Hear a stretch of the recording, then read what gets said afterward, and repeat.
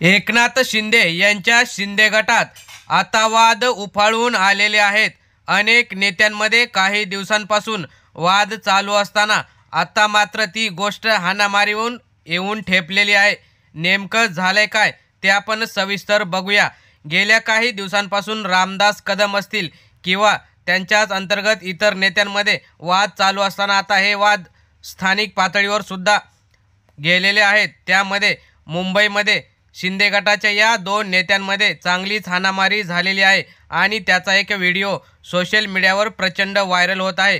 एकनाथ शिंदे यांचं सरकार आल्यापासून त्यांच्या नेत्यांमध्ये अनेक कामं मिळवण्यापासून अनेक नेत्यांमध्ये व तिकिटांमुळे मतभेद होते।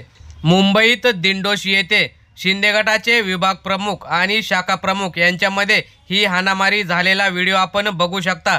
यामध्ये ते एकमेकांना मारत आहेत। त्यामुळे एकनाथ शिंदे यांचं सरकार असताना त्यांचेच नेते अशी जर मारामारी करत असतील तर जनतेला कुठे न्याय मिळेल असा प्रश्न विचारला जात आहे। आपण बघू शकता यामध्ये राजकारण कोणत्या पातळीवर जात आहे। तर मित्रांनो, तुम्हाला काय वाटतं या बातमीविषयी आपल्या प्रतिक्रिया कमेंट बॉक्समध्ये जरूर, आणि व्हिडिओ आवडला असेल तर नक्की लाईक शेअर आणि सबस्क्राईब करा। धन्यवाद।